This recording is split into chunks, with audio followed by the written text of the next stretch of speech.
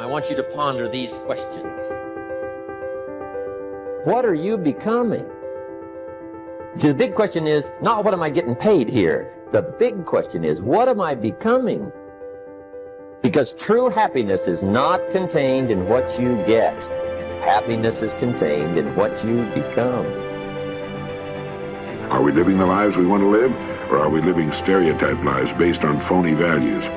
Usually they're a combination of both, a kind of compromise which says surely other people must have some idea of what constitutes the good life. After all, there are so many of them. But when we look closer, we see that they're living shadow lives, as Mumford calls them. In competition, ice skating, you've seen a couple match each other's movements almost perfectly. It's called shadow skating, I believe. They try to match each other's movements so perfectly that each might be the other's shadow. You know, everybody has a different temperament and personality, and it's something that has to be developed, over a period of time.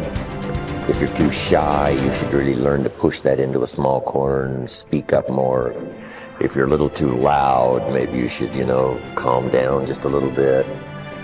But we shouldn't try to just radically become someone else. But that's what sophistication and civilization is supposed to do, is to make us civil. And all so-called civilized peoples have increasingly become crazy and self-destructive because through excessive thinking they have lost touch with reality. A person who thinks all the time has nothing to think about except thought. So he loses touch with reality and lives in a world of illusion. By thoughts, I mean specifically chatter in the skull, perpetual and compulsive repetition of words, of reckoning and calculating. We become what we think about most of the time, and that's the strangest secret. This is why thinking is so vital. This is why a goal is so important, because we will become that. This is why people who set goals achieve them. The trouble with men is not in achieving their goals. They do that. It's in establishing them. The only thing about a man that is a man is his mind. Everything else you can find in a pig or a horse. It's true. And so if we're going to develop something, this is a good place to start. To think deliberately and with a purpose. To spend a little time each day before a blank sheet of paper with our goal perhaps written at the top, and come up with some fresh, new and exciting ideas.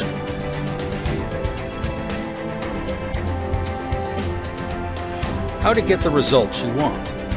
The principal reasons for failure are lack of confidence and too much effort. Many people block answers to their prayers by failing to fully comprehend the workings of their subconscious mind.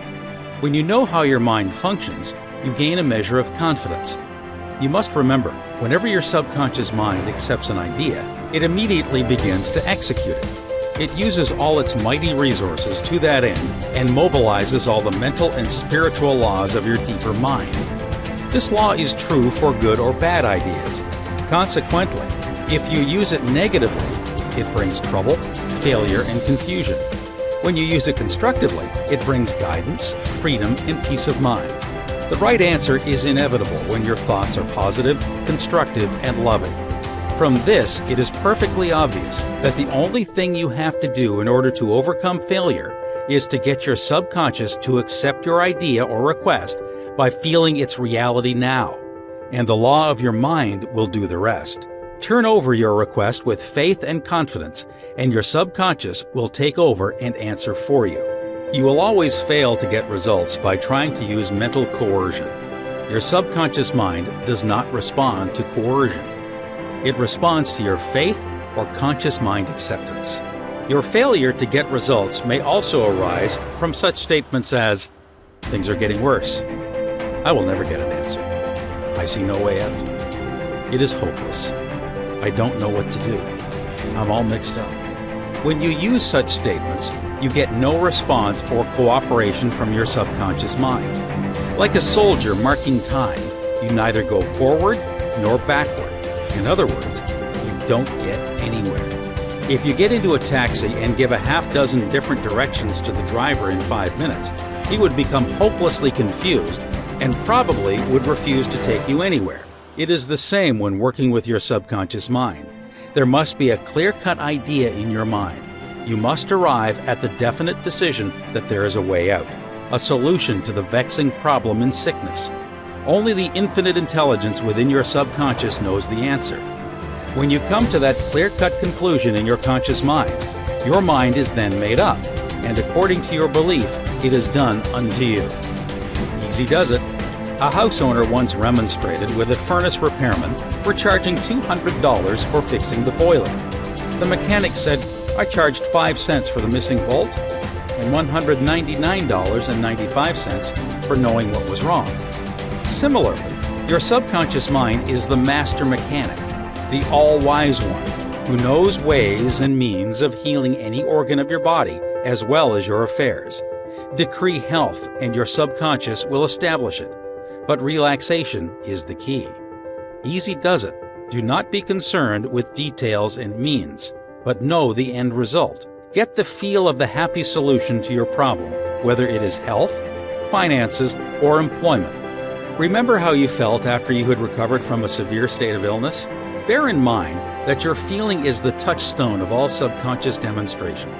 Your new idea must be felt subjectively in a finished state, not the future, but as coming about now.